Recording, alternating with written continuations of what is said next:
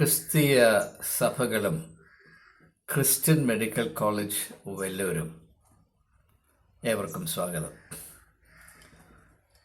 ഭാരതത്തിലെ ക്രിസ്തീയ വിശ്വാസ സമൂഹത്തിന് സഭാ വ്യത്യാസങ്ങളെന്നെ വളരെയധികം അഭിമാനിക്കാൻ വകയുള്ള അല്ലെങ്കിൽ വക നൽകുന്ന ഒരു സ്ഥാപനമാണ് Christian medical college and hospital Vellore. അത് നിങ്ങൾക്കേവർക്കും അറിയാവുന്നതുപോലെ 125 വർഷത്തിൽ പരം പഴക്കമുണ്ട്. അതിൻ്റെ ആരംഭം വളരെ പ്രത്യേകതയുള്ളതായിരുന്നു. അത് അന്ന് വളരെ ചെറുപ്പമായിരുന്ന ഒരു യുവതി, അമേരിക്കൻ യുവതി ഐഡ സൊഫയ സ്കഡർ എന്ന യുവതിയുടെ ആർദ്രകരുണയിൽ ആവിർഭവിച്ച ഒരു അത്ഭുത ആത്മീയ സംരംഭമാണ്. ഞാൻ ക്രിസ്ത്യൻ മെഡിക്കൽ കോളേജ് വെല്ലൂരിനെ പറ്റി ഓർക്കുമ്പോഴും ഒക്കെയും എൻ്റെ മനസ്സിൽ കടന്നു വരുന്നത് യേശു പഠിപ്പിച്ച സ്വർഗരാജ്യത്തിൻ്റെ സ്വഭാവത്തെ വെളിപ്പെടുത്തുന്ന കടുകുമണിയുടെ ഉപമയോടുള്ള ബന്ധത്തിലാണ്. ആ ഉപമയെ ഏറ്റവും അധികം അർത്ഥവത്താക്കുന്ന ഒരു സ്ഥാപനവും ആത്മീയമായ സംരംഭവുമാണ് ക്രിസ്ത്യൻ മെഡിക്കൽ കോളേജ് വെല്ലൂർ. ഞാൻ കേരളത്തിലെ സഭകളോടുള്ള ബന്ധത്തിൽ CMC വെല്ലൂരിനെ ഓർക്കുന്നതിൻ്റെ ഒരു വശം, പല വശങ്ങളുണ്ട്, ഒരു വശം മാത്രം ഈ ഹ്രസ്വമായ വീഡിയോയിൽ ഉൾപ്പെടുത്തുകയാണ്. അത് മറ്റൊന്നുമല്ല, നമ്മുടെ സഭകളിൽ പ്രത്യേകിച്ച് സഭാവിശ്വാസികൾ, അതിലും പ്രത്യേകിച്ച് എരിവുള്ള സഭാവിശ്വാസികൾ വെച്ചു പുലർത്തുന്ന ഏറ്റവും ബുദ്ധിശൂന്യമായ ഒരു നിലപാടാണ് ഞങ്ങളുടെ സഭയെ ആരും നോക്കരുത്, കാണരുത്, അതിനോട് വിമർശനാത്മകമായി ആരും പ്രതികരിക്കരുത്, അതിനെപ്പറ്റിയുള്ള സത്യങ്ങൾ ആരും തിരിച്ചറിയുകയോ അത് വെളിപ്പെടുത്തുവാൻ ശ്രമിക്കുകയോ ചെയ്യരുത്, ഞങ്ങൾ ഞങ്ങളുടെ കാര്യം നോക്കിക്കോളാം, ഞങ്ങൾക്ക് ദൈവമുണ്ട്, ദൈവം ഞങ്ങളുടെ കാര്യം നോക്കിക്കോളും, ഇങ്ങനെയുള്ള നിലപാട്. ഇതിൽ എത്രമാത്രം ആത്മീയമായ അർത്ഥമുണ്ട്, ഏത് തോതുവരെ ഇത് സ്വീകാര്യമാണ്, ഇതിൽ എന്തെങ്കിലും യുക്തിയോ നന്മയോ മേന്മ പ്രാപിക്കാനുള്ള സാധ്യതയുണ്ടോ ഇല്ലയോ എന്ന് അന്വേഷിക്കുന്നത് ഉചിതമല്ലേ?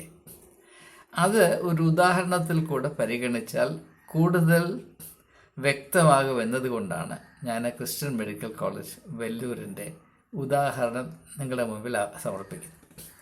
ഭാഗ്യവശാൽ തന്നെ 25 വർഷത്തോളവും വളരെ ആഴത്തിൽ മാത്രമല്ല വിവിധ വിധത്തിൽ ആ നല്ല സ്ഥാപനവുമായി ബന്ധം പുലർത്തുവാനും അതിന് ദൗത്യത്തിൽ ഒരു പങ്ക് വഹിപ്പാനും എനിക്കിടയായിട്ടുണ്ട് എന്നത് വളരെ ചരിതാർത്ഥ്യത്തോടുകൂടെ ഈ സമയത്ത് ഞാൻ ഓർക്കുകയാണ്. ക്രിസ്ത്യൻ മെഡിക്കൽ കോളേജ് വെല്ലൂരിൽ സ്ഥാപിച്ച ഐഡ സൊഫയ സ്കഡർ, അവർ ഒരു യുവതിയായിരുന്നപ്പോൾ, അന്നാണ്ട് 17 വയസ്സ് പ്രായമുള്ളപ്പോൾ, അവൾ അമേരിക്കയിലെ ഒരു യൂണിവേഴ്സിറ്റിയിൽ പഠിച്ചുകൊണ്ടിരുന്നു. ഹ്യൂമാനിറ്റീസാണ് പഠിച്ചുകൊണ്ടിരുന്നത്. അവളുടെ അപ്പനും അമ്മയും തമിഴ്നാട്ടിൽ ടിൻഡിവനം എന്ന് പറയുന്ന സ്ഥലത്ത് മിഷണറിമാരായിരുന്നു. അപ്പനൊരു മിഷണറി ഡോക്ടറായിരുന്നു. അപ്പോൾ അമ്മയ്ക്ക് അസുഖമായതുകൊണ്ട് അവരെ പരിചരിക്കാനായി അവധിക്കാലത്ത് തമിഴ്നാട്ടിലെത്തിയ ഐഡ സൊഫയ സ്കഡർ 3 മരണങ്ങൾ, പ്രസവ സംബന്ധമായ മരണങ്ങൾ കണ്ട്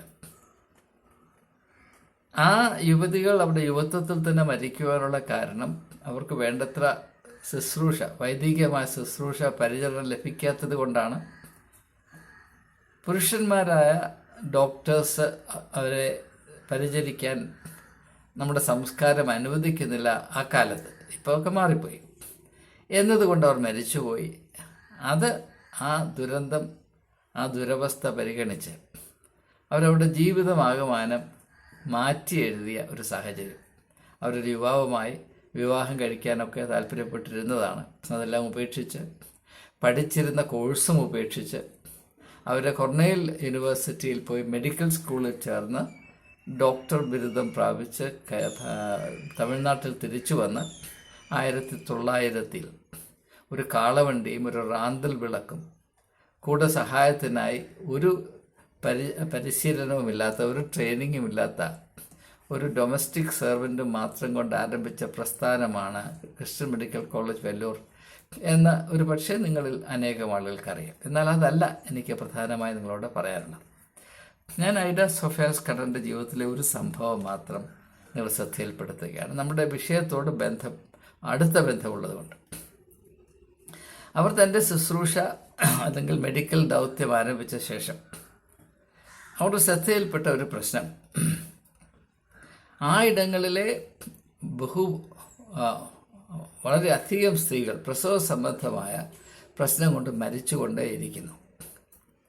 ഇതിൻ്റെ കാരണങ്ങൾ എന്താണെന്ന് അവർ അന്വേഷിച്ചപ്പോൾ അവിടെയാണ് ആത്മീയതയിൽ അന്വേഷണം വേണം എന്ന യേശുവിൻ്റെ ആശയത്തെ കുറച്ചുകൂടി വ്യക്തമാക്കാൻ നമുക്ക് സഹായിക്കുന്ന ഒരു ഇടമുള്ളത്. അവരന്വേഷിച്ചപ്പോൾ അവർക്ക് മനസ്സിലായ കാര്യം, അന്നത്തെ പാരമ്പര്യം അനുസരിച്ച്, നമ്മൾ പാരമ്പര്യത്തെയൊക്കെ വളരെ വിലമതിക്കുന്ന ആളുകളാണല്ലോ, അപ്പോൾ പാരമ്പര്യം എന്താണെന്ന് കൂടെ മനസ്സിലാക്കണം. അന്ന് നിലവിലുന്ന പാരമ്പര്യം അനുസരിച്ച് അന്നത്തെ ആളുകൾ പ്രാപിച്ചിരുന്ന വൈദ്യ അറിവനുസരിച്ച് പ്രസവവേദനയിൽ ആയി കഴിയുന്ന ഒരു സ്ത്രീക്ക് ഒരു തുള്ളി വെള്ളം പോലും കുടിക്കാൻ കൊടുക്കരുത്. അതൊരു പാരമ്പര്യമാണ്. എന്നാൽ അങ്ങനെയുള്ള സ്ത്രീകൾ രക്തം വാർന്ന അവർക്ക് വലിയ ദാഹമുണ്ടാകും. ആ ദാഹം ശമിച്ചില്ലെങ്കിൽ അവർ മരിച്ചു പോകും. ഷോക്ക് എന്ന് പറയും, അവർ ഷോക്കിലോട്ട് പോകും. എന്നാൽ അന്നത്തെ പാരമ്പര്യം അങ്ങനെയാണ്. അതിലാളുകൾ അള്ളിപ്പിടിച്ചിരുന്ന് പാരമ്പര്യത്തിന് അപ്പുറത്തോട്ട് നോക്കിയാൽ, ഇപ്പോൾ ഓർത്തഡോക്സാരോട് ചോദിച്ചാൽ പറയും പാരമ്പര്യത്തിന് അപ്പുറത്തോട്ട് നോക്കിയാൽ അവിടെ പിശാചാന്ന് പറയും, നരകമാണെന്ന് പറയും. പക്ഷെ ഐഡ സോഫിയ സ്കഡർ അവർക്ക് മനസ്സിലായി, ഇങ്ങനെ നന്നേ ചെറുപ്പത്തിൽ ജീവിതങ്ങൾ പൊലിഞ്ഞു പോകുന്നത് ഈ ഒരു അന്ധവിശ്വാസം കൊണ്ടാണ്. അതായത് പ്രസവവേദനയിലായി രക്തം വാർന്നുകൊണ്ടിരിക്കുന്ന സ്ത്രീകൾക്ക് ഒരു തുള്ളി വെള്ളം പോലും കുടിക്കാൻ കൊടുക്കരുത് എന്നത് മനസ്സിലായി. അവർ വലിയ പ്രതിഷേധമുണ്ടാകുമെന്നറിഞ്ഞിട്ടും ആ അന്ധവിശ്വാസത്തിനെതിരെ അവർ നിലപാടെടുക്കുകയും പ്രവർത്തിക്കുകയും കാലക്രമത്തിൽ അതിൽ പരിപൂർണമായ മാറ്റം വരുത്തുകയും ചെയ്തു എന്നത് ചരിത്രമാണ്. സുഹൃത്തുക്കളെ, എനിക്ക് നിങ്ങളോട് പറയാനുള്ളത്, അങ്ങനെ ആ സ്ഥലത്ത് ജനിച്ച് വളരാത്ത ഒരു വിദേശ സ്ത്രീ, അവർ വന്ന് അവരുടെ കണ്ണിൽ കൂടെ, വ്യത്യസ്തമായ അവരുടെ കാഴ്ചപ്പാടിൽ കൂടെ അന്ന് നിലവിലുന്ന അവസ്ഥയെ നോക്കിയപ്പോഴാണ് അതിൽ പന്തികേടുണ്ടായിരുന്നുവെന്ന് കണ്ടുപിടിച്ചത്. പാരമ്പര്യത്തിൻ്റെ കണ്ണുകളിൽ കൂടെ നോക്കിയാൽ എന്ന് പറഞ്ഞാൽ നാം ചെറുപ്പം മുതലേ പ്രാപിച്ച പരിശീലനം, അറിവുകൾ, ധാരണകൾ, സങ്കല്പങ്ങളുടെ ആകത്തുകയാണല്ലോ നമ്മുടെ പാരമ്പര്യം എന്ന് പറയുന്നത്. പാരമ്പര്യത്തിൻ്റെ കണ്ണിൽ കൂടെ മാത്രം നോക്കിയാൽ നമ്മളായിരിക്കുന്ന അവസ്ഥയിൽ എന്തെങ്കിലും മാറ്റം വരുത്തണമെന്ന് ഒരു കാലത്തും നമുക്ക് തോന്നുകയില്ല. അതുകൊണ്ടാണ് സാഹചര്യങ്ങളെ അപ്രകാരം തന്നെ നിലനിർത്തുകയും അതിൻ്റേതായ ഗുണഫലം അനുഭവിക്കുകയും ചെയ്യണമെന്ന് താല്പര്യമുള്ള, നിർബന്ധം പിടിക്കുന്ന പുരോഹിത വർഗം നിങ്ങൾ പാരമ്പര്യത്തിനപ്പുറത്തേക്ക് കണ്ണയക്കരുത്, എത്തിനോക്കുക പോലും ചെയ്യരുതെന്ന് പറയും. നിങ്ങൾ യേശുവിൻ്റെ ദൗത്യം ഒന്ന് ശ്രദ്ധിച്ചാൽ നിങ്ങൾക്ക് മനസ്സിലാകും, യഹൂദ പാരമ്പര്യങ്ങളെ മുറിച്ച് കടന്നുകൊണ്ടാണ് യേശു തൻ്റെ ആത്മീയമായ മുന്നേറ്റം നടത്തിക്കൊണ്ടിരുന്നത്. വേറിട്ട കാഴ്ചപ്പാടിൽ കൂടെ മാത്രമേ നമുക്ക് നിലവിലിരിക്കുന്ന അവസ്ഥയിൽ എന്തെങ്കിലും വ്യത്യാസം വരുത്തുവാനോ മേന്മ വരുത്തുവാനോ നമുക്ക് മുൻപോട്ട് പോകുവാനോ സാധ്യമാകുകയുള്ളൂ. നാം അറിഞ്ഞ കാര്യം മാത്രം, നാം പരിചയിച്ചു വന്ന ആവർത്തിച്ചു വന്ന കാര്യങ്ങൾ മാത്രം മതി എന്ന് പറയുന്ന ആളുകൾ, അതിനപ്പുറത്ത് ഒരു സാധ്യതയുമില്ല, ഒരു സത്യവുമില്ല എന്ന് നിർബന്ധം പിടിക്കുന്നവർ, അവരുടെ നന്മയ്ക്കെതിരെ വാതിലുകൾ കൊട്ടി അടയ്ക്കുന്നവരാണ് എന്ന യാഥാർത്ഥ്യം ദയവായി മനസ്സിലാക്കുക. നിങ്ങൾക്ക് കഴിയുമെങ്കിൽ, ഞാനിത് മുൻപൊരു വീഡിയോയിൽ സൂചിപ്പിച്ചതാണ്, ഒരു ഫ്രഞ്ച് എഴുത്തുകാരനായിരുന്ന, ക്രിസ്ത്യൻ എഴുത്തുകാരനായിരുന്ന തിയോളജിയനായിരുന്ന ഒരു വ്യക്തി. അദ്ദേഹത്തിൻ്റെ പേര് ഞാൻ മുമ്പ് പറഞ്ഞാണ്, വീണ്ടും ഓർമ്മിപ്പിക്കട്ടെ. ബെലെ, BAYLE, ബെലെ. അപ്പോൾ അദ്ദേഹത്തിൻ്റെ കൃതികൾ നിങ്ങൾ വായിച്ചു നോക്കണം. അദ്ദേഹം ആവർത്തിച്ച് പറയുന്നത്, നാം മറ്റുള്ളവരുടെ കണ്ണിൽ കൂടെ നമ്മളെ നോക്കാൻ ശ്രമിച്ചില്ല എങ്കിൽ നാം അങ്ങനെ കിടന്ന് പട്ടുപോകും. ഉദാഹരണം പറഞ്ഞാൽ, യേശു പറഞ്ഞു, നിങ്ങൾ അയൽക്കാരനെ നിന്നെ പോലെ തന്നെ സ്നേഹിക്കണം. നമുക്കത് കഴിയാത്തത് എന്തുകൊണ്ടാണ്? ആ കൽപ്പനയുടെ അർത്ഥമറിയാത്തത് കൊണ്ടാണ്. അയൽക്കാരനെ നമ്മെപ്പോലെ തന്നെ സ്നേഹിക്കണമെങ്കിൽ നാം ഇപ്പോൾ വച്ചു പുലർത്തുന്ന കാഴ്ചപ്പാടിൽ നിന്ന് വ്യത്യസ്തമായി അയൽക്കാരൻ വെച്ചു പുലർത്തുന്ന കാഴ്ചപ്പാട് എന്താണ്, അത് മനസ്സിലാക്കിയെങ്കിൽ മാത്രമേ, അതിൽ കൂടെ നാം അഭിമുഖീകരിക്കുന്ന അവസ്ഥകൾ കണ്ട് മനസ്സിലാക്കിയാൽ മാത്രമേ അയൽക്കാരൻ സ്നേഹത്തിന് അർഹനാണ് എന്ന് നമുക്ക് തോന്നാൻ പോലും ഇടയുള്ളൂ. അതുപോലെ തന്നെ ലോകത്തെ അത്ഭുതപ്പെടുത്തുന്ന പ്രബോധനമാണ് ശത്രുവിനെ സ്നേഹിക്കുക. ശത്രുവിനെ സ്നേഹിക്കണമെങ്കിൽ അതെങ്ങനെ സാധിക്കും? ഒരു മാർഗമേ ഉള്ളൂ. അതെന്താണ്? നമുക്ക് ആരോടാണ് ശത്രുത തോന്നുന്നത്, ആ വ്യക്തിയുടെ കാഴ്ചപ്പാടിൽ കൂടെ ഈ സാഹചര്യത്തെ ഒന്ന് കണ്ട് മനസ്സിലാക്കാൻ ശ്രമിച്ചാൽ ശത്രുവിനെ സ്നേഹിച്ചേ സാധ്യമാകുകയുള്ളൂ. ശത്രുത്വം എന്നത് മിഥ്യയാണ് എന്നപ്പോൾ മനസ്സിലാക്കും. ഇത് നാം ചെറുപ്പം മുതലേ പരിശീലിപ്പിക്കപ്പെടുന്നത്, നമ്മളെ ഏതോ അറിയിച്ചു, അതിനപ്പുറത്തൊന്നുമില്ല, അതിന് വ്യത്യസ്തമായിട്ട് ആരെങ്കിലും പറഞ്ഞാൽ 4 കാലം പറിച്ചോടൊന്ന് ഓടിക്കണം, മറ്റാരും പറയുന്നത് നിങ്ങൾ ശ്രദ്ധിക്കരുത്, ചെവി കൊടുക്കരുത്, മറ്റാരിൽ നിന്ന് എന്തെങ്കിലും കേട്ടാൽ നിങ്ങൾ നരകത്തിൽ പോകും എന്നുള്ള ഏറ്റവും പൊട്ടത്തരത്തിൻ്റെ പടുകുഴിയാണിത്. ഇതിൻ്റെ അപകടം നിങ്ങൾ മനസ്സിലാക്കണം. ദയവായി നിങ്ങളോട് സ്നേഹമുള്ളതുകൊണ്ട് ഞാൻ പറയുകയാണ്. മറ്റുള്ളവർ പറയുന്നത് തുറന്ന മനസ്സോടെ ശ്രദ്ധിച്ചത് കൊണ്ട് നമ്മുടെ അടിസ്ഥാനം തകർന്നു പോകണമെന്ന് അർത്ഥമില്ല. അത് ബലഹീനരായ ആളുകളുടെ ചിന്തയാണ്. നാം എന്തുകൊണ്ട് മറ്റുള്ളവരുടെ കണ്ണിൽ കൂടെയും നമ്മുടെ അവസ്ഥയെ പരിഗണിക്കണമെന്ന് ചോദിച്ചാൽ, നാം ആയിരിക്കുന്ന ഈ അടിസ്ഥാനം അത് കൂടുതൽ വ്യക്തമായി മനസ്സിലാക്കാനും അതിലെന്തെങ്കിലും അപാകതയോ അപൂർണതയോ ഉണ്ടെങ്കിൽ അത് വ്യക്തമായി മനസ്സിലാക്കി അതിന് പരിഹരിക്കത്തക്കവണ്ണം ചില പ്രതിവിധികൾ കണ്ടെത്താനുമാണ്.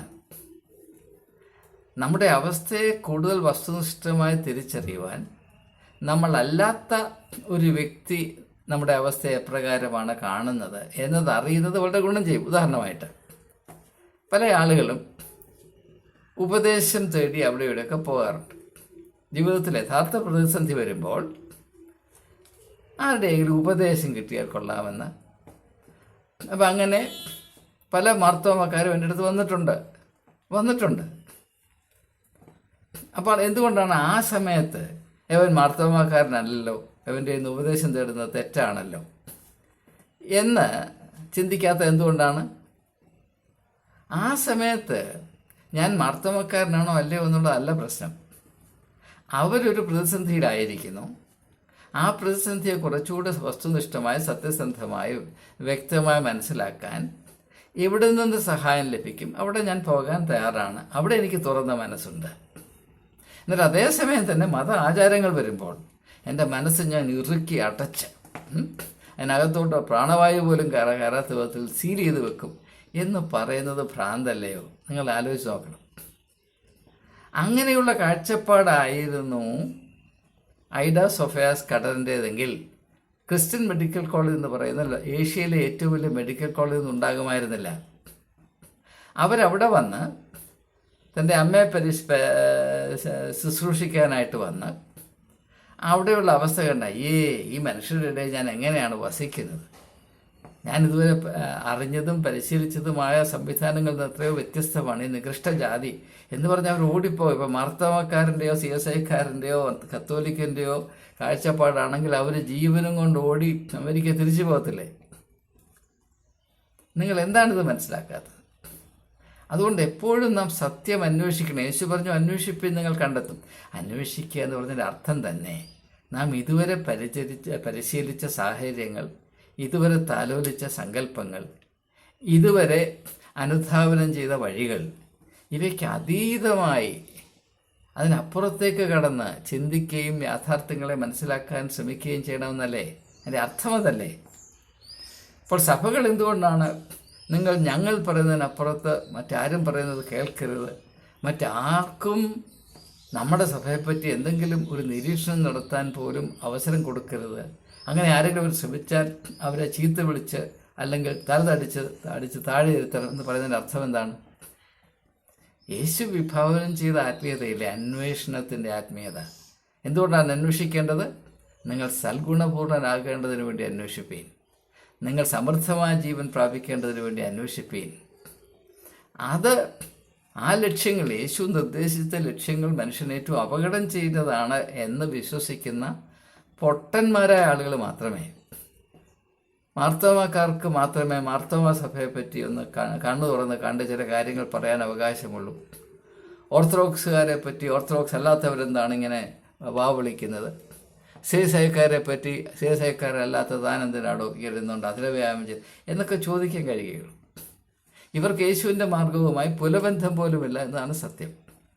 അതുകൊണ്ട് ഇങ്ങനെയുള്ള സാഹചര്യം വരുമ്പോൾ ദയവായി നിങ്ങൾ ഒരു ചെറിയ പെൺകുട്ടിയെ ഓർക്കണം. 17-ാമത്തെ വയസ്സിൽ അമേരിക്കയിൽ നിന്ന് സ്വന്തം അമ്മയെ പരിചരിക്കുന്നതിന് വേണ്ടി അന്നൊരു യൂണിവേഴ്സിറ്റി വിദ്യാർത്ഥിനിയായിരുന്ന ഐഡ സൊഫയ സ്കഡർ തമിഴ്നാട്ടിലെ ഒരു ഗ്രാമത്തിൽ വന്നപ്പോൾ അവിടെ നിന്ന അവസ്ഥയെ, അന്ന് അവിടെ വസിച്ച ആളുകൾക്ക് മനസ്സിലാക്കാൻ കഴിയാത്ത കാര്യങ്ങൾ, അവിടെ ആരുടെയും ശ്രദ്ധയിൽ ഒരു വിധത്തിലും പെടാൻ കഴിയാത്ത സാധ്യതകൾ ആ പെൺകുട്ടിയുടെ കണ്ണിൽ കൂടെ ദൈവം വെളിപ്പെടുത്തി എന്നതാണ് ഞാൻ വിശ്വസിക്കുന്നത്. അതുപോലെ തന്നെ മറ്റൊരു സംഭവം ഞാൻ പറയാം. അക്കാലത്തുണ്ടായിരുന്ന മറ്റൊരു വലിയ പ്രശ്നം, ആളുകൾ മരിച്ചുകൊണ്ടിരുന്നത്, കുഞ്ഞുങ്ങൾ മരിച്ചുകൊണ്ടിരുന്നത്. അന്ന് ഒരു കുഞ്ഞിൻ്റെ പുക്കിൽക്കൊടി വീണാൽ അവിടെ ചാണകം പുരട്ടുമായിരുന്നു. നിങ്ങൾക്കറിയാമോ? ചാണകം ഒരു വലിയ ഡിസിൻഫെക്റ്റൻ്റ് ആയിരുന്നു എന്ന് വിശ്വസിച്ച കാലമാണ്. അപ്പോൾ അതൊരു ആചാരമായിരുന്നു. ഇപ്പോൾ ഒരു കുഞ്ഞ് ജനിച്ച് വീട് കഴിഞ്ഞാൽ, എൻ്റെ പുക്കിൽക്കൊടി വീട് കഴിഞ്ഞാൽ അവിടെ ചാണകം പുരട്ടിയില്ലെങ്കിൽ വലിയ പ്രശ്നമായിരുന്നു. പക്ഷെ അതിന് പകരം, ചാണകം പുരട്ടുന്നതിന് പകരം ചാണകം നന്നേ കരിച്ച് അതിൻ്റെ ഭസ്മം പുരട്ടിക്കോളൂ എന്ന് പറഞ്ഞു കൊടുത്തപ്പോൾ അത് വലിയ വ്യത്യാസമുണ്ടാക്കി. അങ്ങനെ വേറിട്ടൊരു സമീപനം ആവശ്യമാണ്, സാധ്യമാണ്. അതുകൊണ്ട് ആയിരം കുഞ്ഞുങ്ങൾ മരിക്കാതെ രക്ഷപ്പെട്ടു.